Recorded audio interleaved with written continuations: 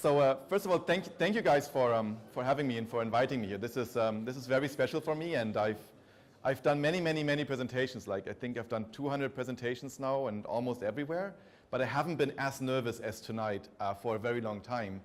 And the reason is this is not an Oracle conference. So I'm usually an Oracle guy, and that's usually where I speak. So usually everybody talks Oracle, and I talk about Oracle, and here you guys talk Kafka, and you probably know more about Kafka than me.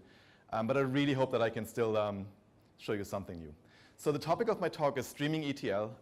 That's one thing I'm interested in, is how we can use Kafka and especially KSQL to do ETL or to data manipulation on the fly. My name is Björn. I'm originally from Germany, from Hamburg. But I've moved to Canada now, which is a gigantic country. And I live in a town called Ottawa. And there's two pictures of Ottawa here. So this is Ottawa in the summer. And here's a picture of Ottawa right now. No kidding. My wife had to go up with a hammer yesterday to the driveway and hack away at an inch of ice, solid ice. She could go skating in our front yard. So the name is written like this, Björn. It's really hard to pronounce for most people that are not from Scandinavia. People also write it like this, and it's really a name that originated in Sweden, and it has a name, it's meaning. It's an actual word in Swedish. It means bear. So that would be me, but if you look at me closely, then that's probably more like me. So I've already mentioned that things that I'm really good at is Oracle. I do Oracle performance tuning, high availability, architecture, coding. That's really what I do. That's what people pay me for. And that's what Oracle had recognized by making me an Oracle ACE director. It's one of their community outreach program, their community recognition program, and that's part of what allows me to travel around the world and speak at many conferences. Things that I'm slowly getting better at and that I'm really interested in are streaming analytics, so Kafka, data flow, Google, PubSub, that kind of stuff. I'm starting to learn a bit about machine learning, and I just had to learn Docker for this demo, which was also pretty good. Things that I'm really not good at is especially programming and writing code. I really suck at writing code. I wanted to become a programmer when I left university, and nobody would hire me as a programmer. And then I became this infrastructure person. I also can't do GUIs, and I have a really hard time coming up with fun or good or meaningful demos. But I think this one is not too bad. I work for a company called Pythian. We're a global company with 400 consultants all over the world. Most of the people work remotely for us. And I work at the headquarters in Ottawa, and we really do everything that is data or touches data. So I do this stuff, databases, but there's colleagues of mine that do big data and machine learning and all the infrastructure around it. And I see it as a gigantic playground for myself to learn about these other technologies and some of these other things that are frankly quite new to me. Two assumptions. One is you probably know more about Kafka than me. And the second assumption is you did not come here to see me talk about Oracle, which is quite sad because I'm actually here in Tel Aviv because I was at an Oracle conference the last 2 days. And I had to talk Kafka for Oracle DBA. So I did a Kafka introduction, and I did a how does Oracle work with Kafka for an hour-long talk. And I thought you probably don't want to see that talk. So Ori made me write a new one, which is this. I usually start with the motivation where I show you what it is that I'm talking about or what we're building. And then I have a section where I talk about how to get data from relational databases into Kafka. Then the main piece really is how to use KSQL to transform things inside of Kafka. And then the rest is, I stole this from another demo, how to feed Kafka stuff into Grafana and stream it in real time. And I wanted to finish with a demo. I don't think we're doing that anymore. The reason is yesterday I had an experience where my demo crashed 5 minutes before the presentation. I was quite nervous, but the presentation went better than usually because I didn't have to type and I could just focus on explaining things. So there will probably be no demo, but I have a small demo now that I just want to show at the beginning to show you what the whole thing is about. And I'll have to jump over here. Hopefully this works. I also see a black screen. All right, so there's some dashboard. And this is really small. That's a SQL console. That's MySQL. And I'm inserting something into a table called orders, and I'm ordering wine, lots of it, for a lot of money. And as I'm doing that, hopefully the dashboard should update, and it should show that the wine orders per minute just went up. So that's really the whole demo. If you think this is unexciting, then sorry about that. The exciting thing is not to see the graphs or me writing SQL. The exciting thing is the stuff that happens in between. So what happens to get from old school relational database, pure SQL, to this real-time dashboard thing. And I think we'll see a black screen for a minute again. But if it comes back, then we're good. Fingers crossed. There it is. All right, so this is what we want to do. We have a relational database. We want to get to this magical graphic real-time dashboard thing. There's some weird stuff in the middle. The weird stuff in the middle is all of this. So I used this as an input. I also used, I used a demo that existed already that was provided by Confluent. And they have a data gen clickstream thing that I also used and ingested into Kafka. We'll talk about this a little bit. So how do you get data from MySQL or other databases into Kafka? Then there's the KSQL transformation. And then we want to put it into a streaming output. I didn't find many products that can read directly from Kafka and display dashboards. So for Grafana, I had to store stuff in Elastic first, only to display it in the dashboard. But all the magic really happens here in this magical KSQL piece. All right. That's really just a slide that everybody shows. It's the 3 V's of big data. And I'm not so excited about volume because I know we can do volume with relational.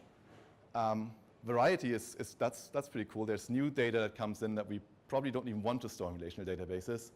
But really the cool thing is velocity, because that's one thing that the traditional or the, I want to say the old school big data things can't do. It takes forever to get a query through. It takes forever to get a result. But with these streaming real-time things that we have in Kafka, we can really get data or insight very, very quickly. So that's the velocity. So I think that's why I think this is interesting to me. I still believe that databases are the state of, or the king of state. And that's one thing that I explained to Oracle DBAs. There's a difference between state and events. State describes things that are or that have been. But they're like, what is the current balance on my bank account? That is a state. And that's what databases are really, really good at. And interestingly enough, they usually begin with transactions. So everything that ends up in a transactional database is usually a transaction. It's somebody puts money somewhere and then it gets stored somewhere. And those are all the events, so things that change. Changing the inventory, adding an item, something like that. That's always an event, and that's really what Kafka is all about. They're not so much about tell me what is in this thing, but tell me all the changes that have happened. And yeah, let's skip that. So my demo setup starts with just a simple table. This is my orders table. And there's, I think I picked products that I thought were typical of Israel, so salt, lots of salt, olives, and wine. And then there's a price and a user ID. And I have a little script that just inserts them randomly, and that's what gets usually displayed. So I've got data in my relational database, and how do I get this into Kafka? That's the first question. And the first thing I looked at was there's Kafka Connect Jdbc, which is an open source driver, and it works really well with the Connect framework, and it's really simple, and it's free, and it's cheap. Free and cheap is really uncommon in the Oracle world. The issue is it really only captures inserts, as it is, and I'll demonstrate that. Also, with Oracle, it doesn't really play that well, so it has a way of mapping data types to Java types, and doesn't really like the way Oracle handles numbers, so it says I can't convert an Oracle number to whatever Kafka Connect thinks it should be, and there's time zone things that are weird. That's my other talk. This demo is about Lumpy. Lumpy is a mascot that I stole at a conference, and I carried him around to 10 other conferences, and it's quite painful to travel with this guy.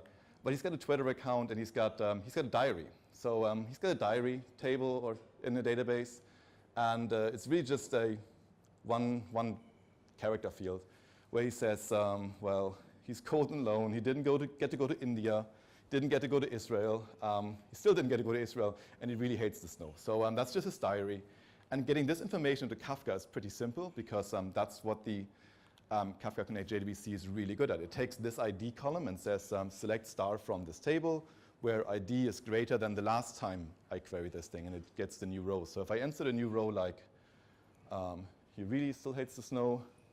No, you would love to meet you. That's really cute. So I insert that, and this row would be picked up by the Kafka Connect JDBC very, very easily. That's what it's good at.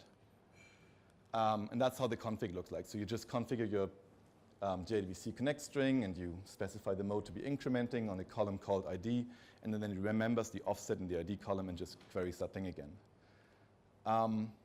A slightly more complicated scenario is Lumpy's inventory. So Lumpy has a few things. He has a name tag, and he's got 294 friends, and he's got a bunch of selfies.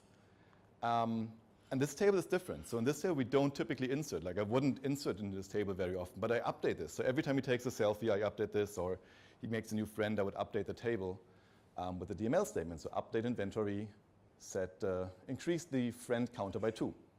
So I can do that, and I can select it. But this is something that the Kafka Connect JDBC would miss, right? Because all it does is it would say the highest ID is number 5, and only give me rows that have a higher ID than 5. So this change from 294 to 296 friends, Kafka would never see this. This would be an event that would be lost. One solution to do that is you could add a column to do a last modified on it.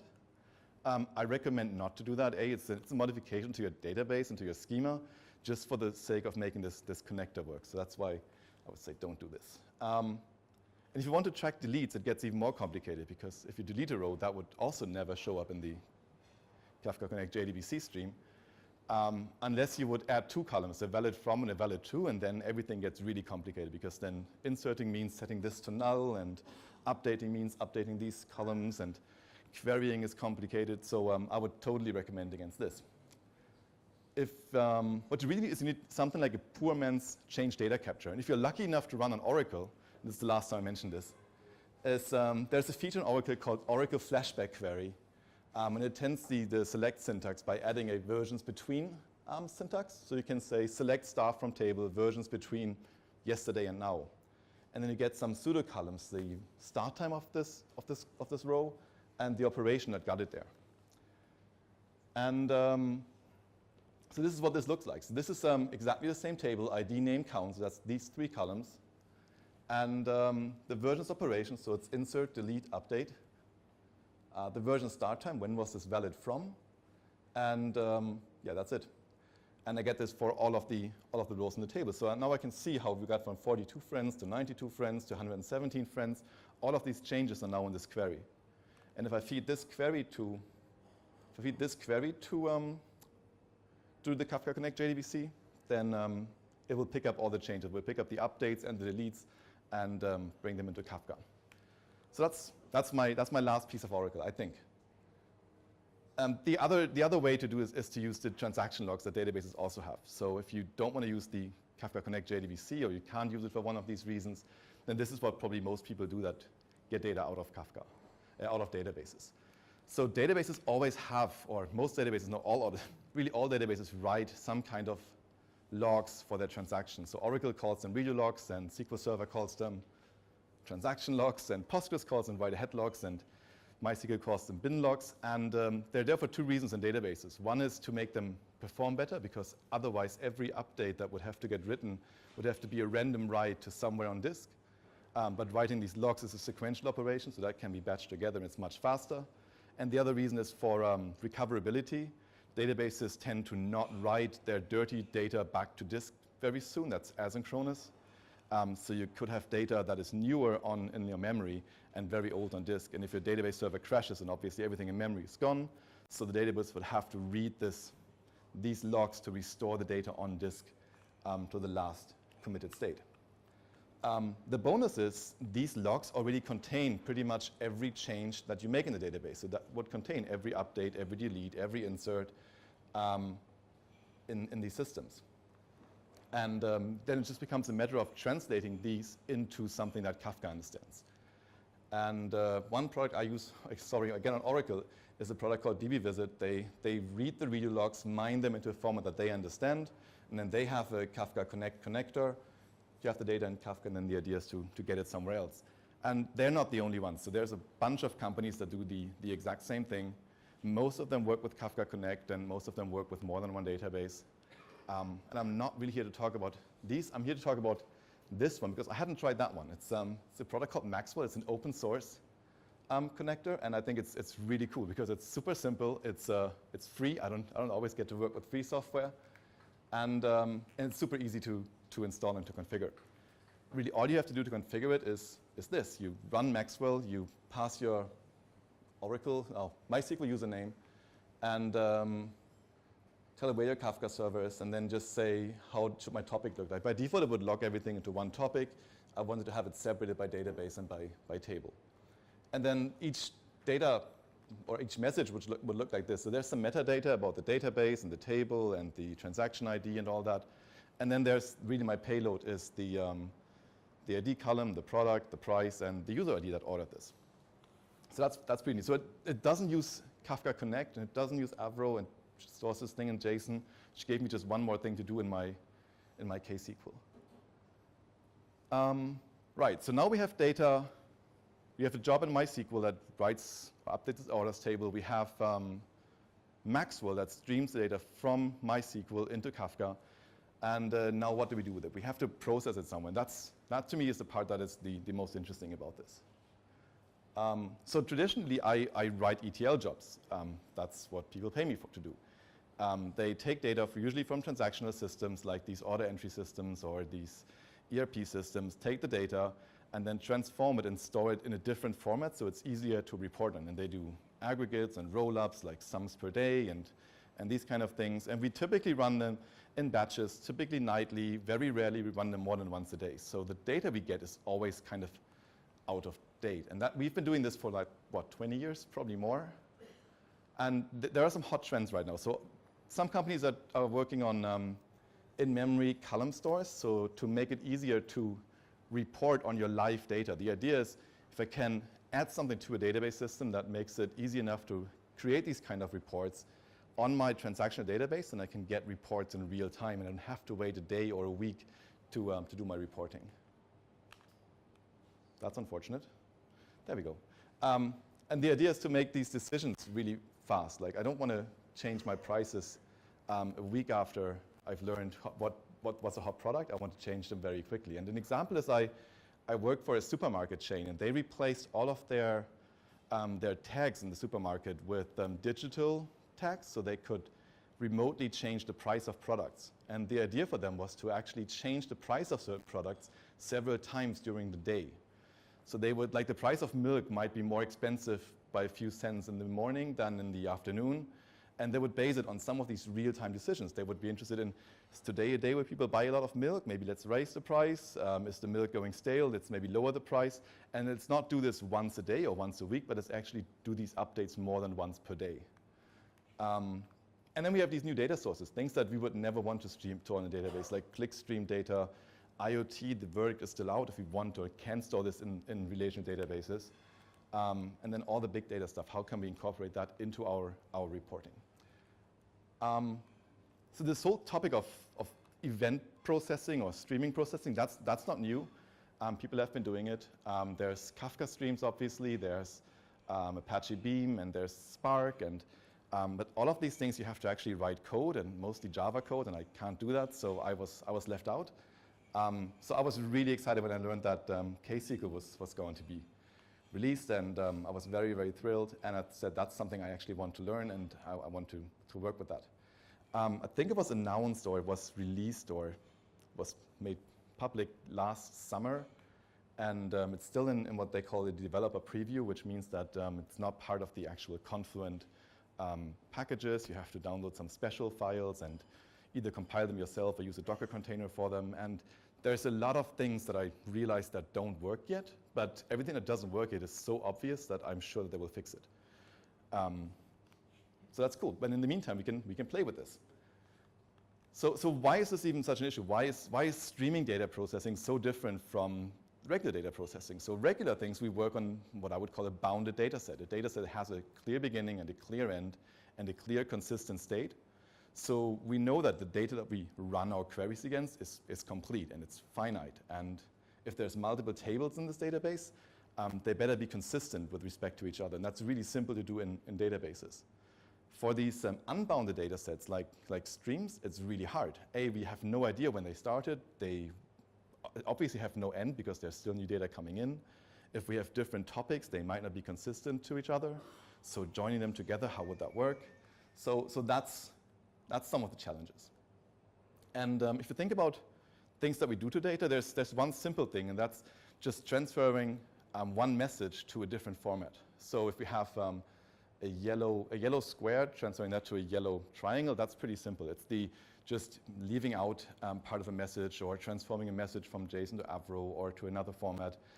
That stuff is very easy as long as you don't have to, or even enriching data with something that is static and outside, that's also pretty simple. As long as you don't have to look at like left or right or before or after whatever message you're looking at. If you just look at one message at a time, that's pretty simple. And again, Kafka could do this before with the single message transform and streams, obviously, and now also with KSQL. So that was actually the first step I had to do with my data. So my data came in. It was in this somewhat weird custom JSON format. And the first thing I did is I created a stream. So this is all KSQL here, right? So I created a stream called orders raw with just this map of this data element thing. Passing the Kafka topic, which is called Maxwell code orders. Code is the name of my database, and orders is the name of my table, and telling it's JSON. And then I have this table which has this one map data type in it, and I call it orders raw. If we select from it, we can do a select star from this thing. Don't forget to put a limit 5 on it because this will never end, right? This is not Oracle. This will never end. This will just keep producing output as long as you produce to your topic. And we can see it's in there, but it's not a nice format. It's still in this JSON format. So now we have to turn this into something that is more flat, and that's my second step is I create a stream orders flat where I select out the partitions. So I select out the ID and the product and the price and the user ID, and now I have a table that looks much better. So there's these two internal columns, and then there's ID, product, price, and user ID. Problem is they're all varchars because that's what I said when I first created this thing. I had no choice but to say go with varchar. I couldn't say go with this for the first element and this for the second. I couldn't do that. So now I'm ending up with all varchars, and I obviously can't do any math on that. So I had to cast them, and so that's my next step. So I had to create another stream orders where I said select cast ID as integer and the others as big int, and this is the table that I'm actually working with. So this is my orders table from MySQL represented as a stream with the right data type. So ID is an integer, and these are all the right data types. And this was A, annoying, and B, necessary. I would have loved to do this in one less step. I would have loved to just say, create stream orders from this and just add the casting in there. But at least right now, KSQL doesn't support two different transforms in the same command. So you can only do, well, this or the casting. You can't do it in one step. So that's a bit annoying, and it's especially annoying since every stream becomes its own Kafka topic. So now not only do I have the orders coming in once, I have them coming in 4 times, and I have 4 topics with the same data, basically. And so I actually set up a cool demo that was a lot cooler than this one, but my poor little laptop said that was too much. Anyway, this is selecting from this order stream. You can see this is still sort of some ID or some unique identifier. I think it's called the row key. And then you see the columns. So this is just the insert ID. That's my product. That's the price it's sold for, and that's the user ID that bought it. So that's something I can work with. There's another bug I found. There's a command that tells you which element should be the key. So I said make that the key because that's unique too. And I did that, and then it overrode this column with the same thing too. But again, and this doesn't hurt. Anyway, so that was just a single message transform. I just transferred every single message that came in into this format. So that's the simple stuff. This is the more complicated stuff. Aggregating things. How do you aggregate something which is not bounded? How do you aggregate something that's not finite? How do you count the number of elements in something that doesn't have a beginning or an end? So that's a lot harder. And then it gets even harder if you want to join two things together. And what does it even mean? How do you join two things that are in motion together? And so these two things are really hard. You can't do this with SMT. This is what you need KSQL or streams for. And the solution is Windows.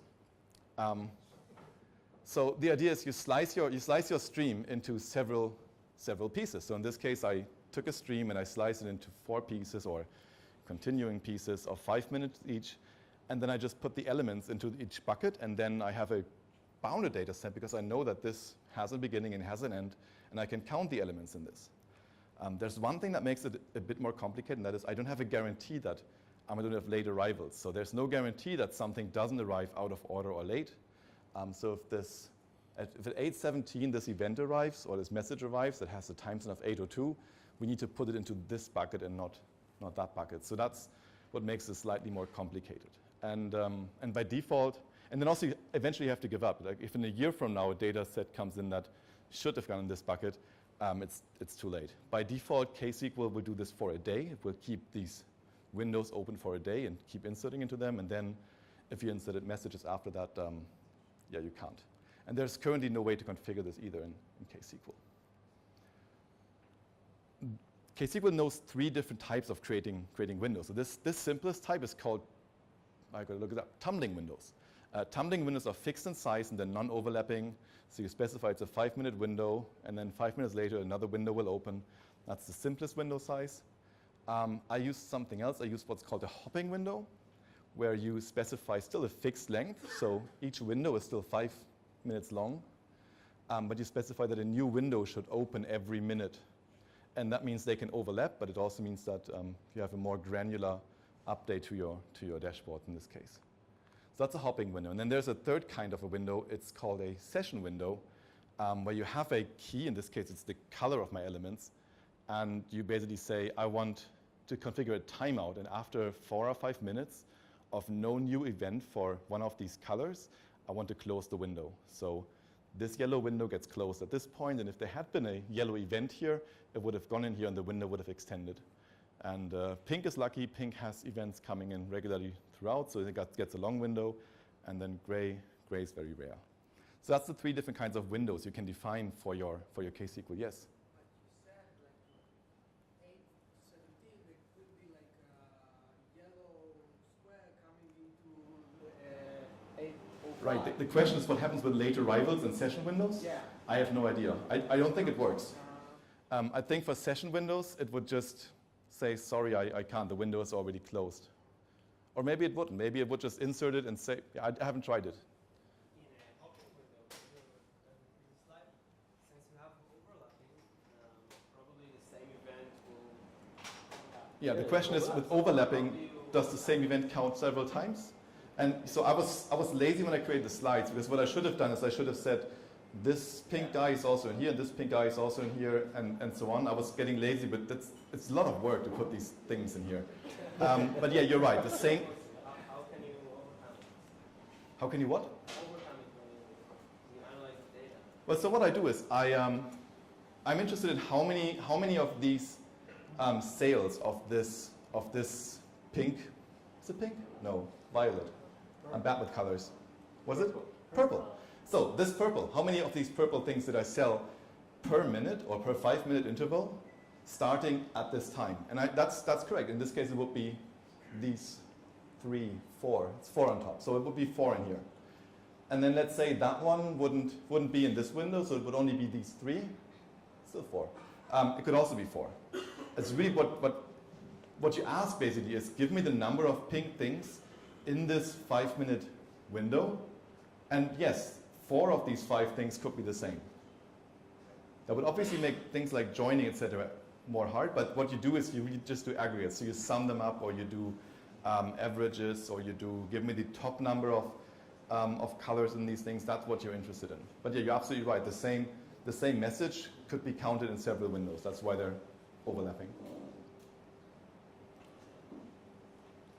All right, so this is what I did with my orders table. So I had this order table that was really just a transformation of my MySQL and Maxwell stream, and it went into Kafka. I transformed it, just a single message, and now I'm doing this. So now I'm creating the hopping window. So I say, create this table, select the product, and I'm grouping by the product, so that becomes my key. And the sum of all the orders, sum price, call it amount, over this hopping window that is a minute long, and advances every 15 seconds. So every 15 seconds, I open a new window, and it stays open for a minute. And then I have to create, for my graphing, I have to create or enrich this with the timestamp. So the event timestamp, basically the beginning of the window, also needs to go into a Kafka topic. So I do that. And this is what it looks like. So select star from this orders per minute timestamp. Looks like this. So you can see this is the first window, this is the second window, this is the third window, starting at these times. And then this is the amount of money or the amount of stuff that is in this orders table in the 1 minute period starting at this time, 28 seconds past 5 past. And then you're right, we get this 4 times, right? We get the olives 4 times because there's 4 windows in a minute, and the order amount just varies slightly or varies dramatically here. So that's the output of this, and that's what we want to graph, and that's what Grafana. We store this in Elastic, and then Grafana will fetch them and will say, well, okay, give me the amount of the amount of salt that I sold at this beginning window, and they can also be updated. I should have. Well, if you keep this running, it wouldn't be uncommon for the same timestamp to show up again in the stream with an updated number, because this window doesn't have to be closed yet, and until it's closed, it can still get updated. So we might get several messages with the same window and the same product and an updated price. Right, these are the aggregate functions that are currently supported by KSQL. It's not that many, like there's no average, but I can do a sum and then divide by the count. Yeah, but that's what you have for now. All right, that's that. If you want to see everything in action and just want to have a look at the demo, I can do that now, or we can open it up for questions. But with the presentation part, that's that. It's either demos or questions. You're buffering the data as the stream through so that you can create the windows, right? Where's the data being staged for releases? Where's the data being staged? At what point? You showed it like 2 steps when you create When you go back to those windows over there? So eventually the data is going to, because you're looking out for that data arrival. Yep. So the data from the first between 8 and 8:05 should not be released until you wait until. Yeah, I think they try to keep it in memory for as long as they can. But it also, all the data gets persisted in a Kafka topic. So if they have to read it back, they just have to read back the Kafka topic from the old offset and find this data, or find the latest entry for this window, and then append one. Just add a new message to the topic saying this is the new amount. And that's really one thing. I mean, that's one thing that I can show in the demo is if you look at the number of topics, it's quite tricky. So I would have 6, 7, 8 different topics with all of these messages in them, just for this simple demo. And that's one thing that I'm curious to see, how do we scale it? How do we do that at scale if I do something more complicated than a simple group by? The other things I did is I did joins, and that's really what killed my laptop. So I had a clickstream, so I had Jdbc clickstream data, enriched that with a user ID, and then I joined that to the total tally of that user. So I calculated how much money has this user spent with us, and whenever they visit a website, I could display this user has spent that much money with us. And would join these things together. It's actually joined over 3 different tables, or 1 stream and 2 tables. And yeah, that's what my laptop said. Sorry, this is too much, because all of these intermediate results get stored in topics.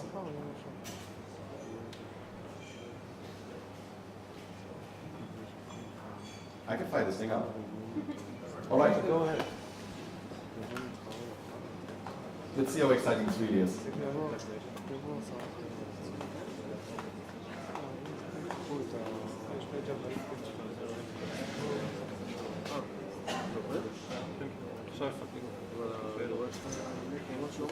All right, is this big enough?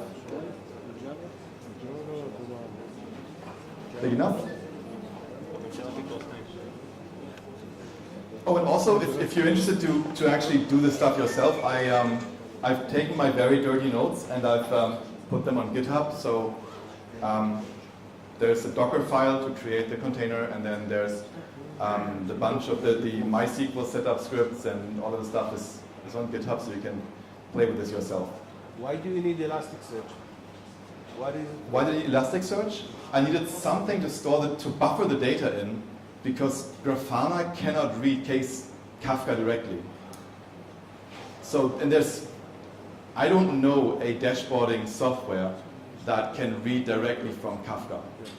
I would love that, because there's really Elastic isn't doing anything for me. All that Elastic is doing is buffering the stuff for me. And that's the only reason why I have Elastic in there.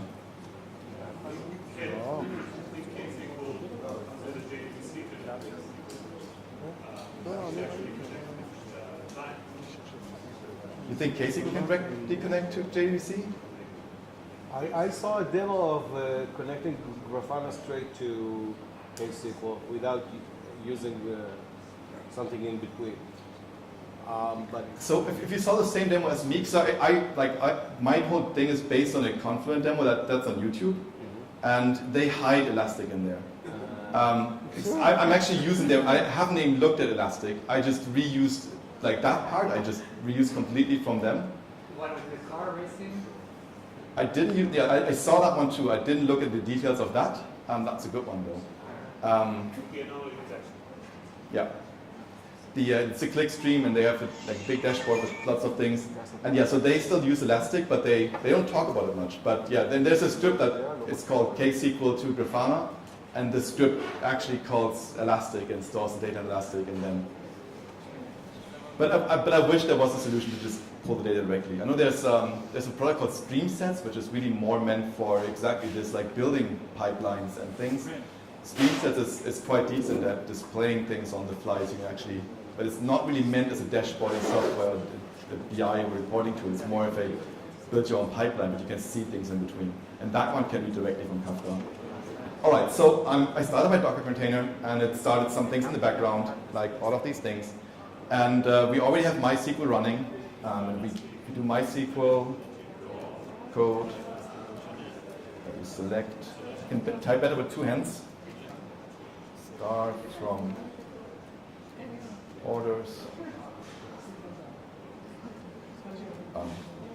There's rows in here, and it just gets more rows.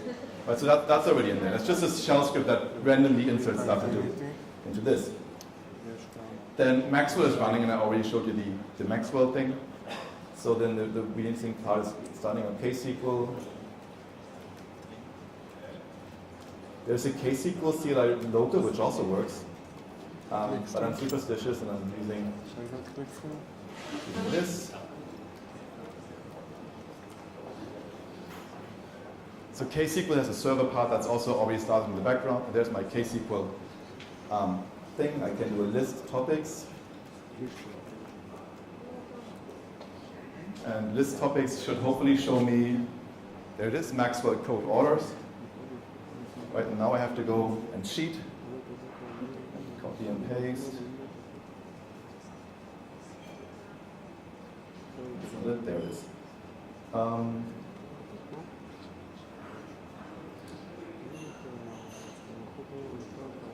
we create these three streams.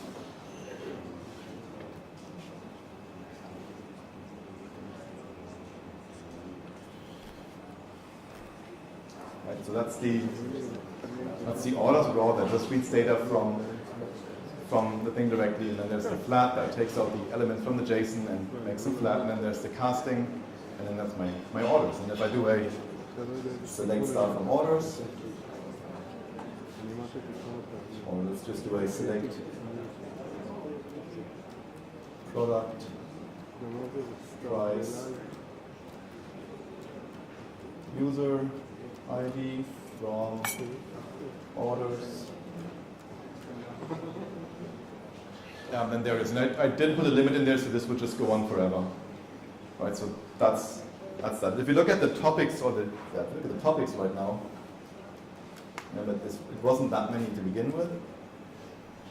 And now I have at least the orders and the orders flat. The orders raw, they could get away without one because it's just this one-step transform. Didn't have to create a topic for that, but there's these 2 extra topics that are just built on top of this. And the next step is to build the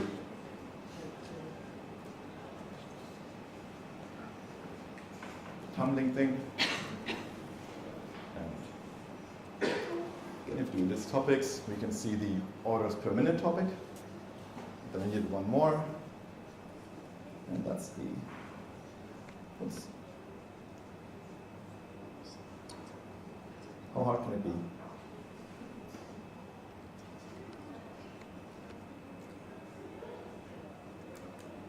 The one with the timestamp. I also cheated a little bit. What I should have done is I should have added an order time column to the MySQL table, and then I should have used that both for my window and for my and for this. So now I'm cheating a little bit because by default that window that I'm defining up there is using the event timestamp, so the time it actually came into Kafka, and not when the event or the order was actually made. So that's also a bit of a cheating. That way I guarantee there is no late entries, and next version of a demo will have that too. So now I can do a select star from this one. Let's see if that fits. Right, so, and you see this updates all the time, and I have a hard time following, but I'm pretty sure that some of these windows get updated more than once. All right, so and this data that's what we dump into Elastic, and can show that one too. So now we have the Kafka and the KSQL part set up, and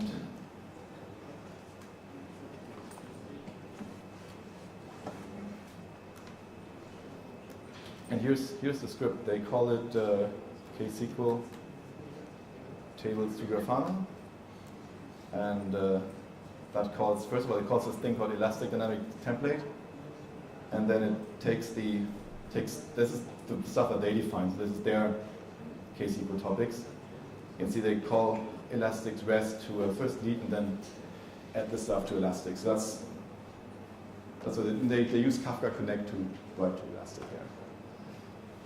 I've got my own one. I called it orders to Grafana. So that's writing stuff to Elastic and setting things up. And then there's one step that I was doing very poorly, and that was I have to load the one dashboard first.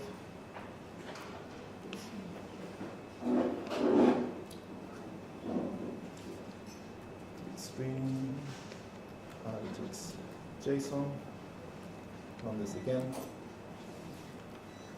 and then that started this thing, which I have to refresh.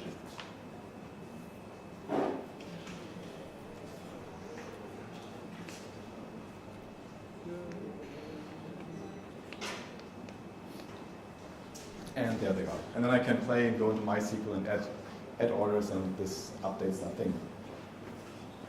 So that's that. I think there's 2 more slides to my presentation. It's really just more resources.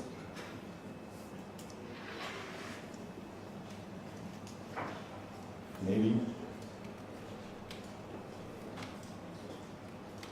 Yeah.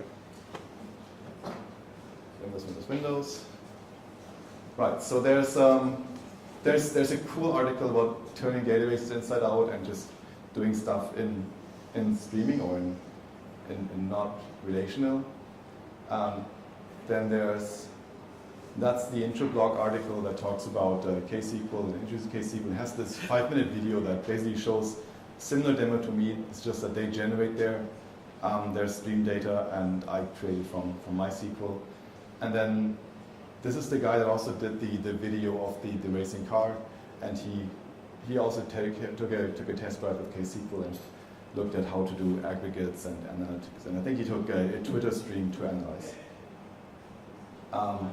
To summarize this, databases want to spark streams, and they can.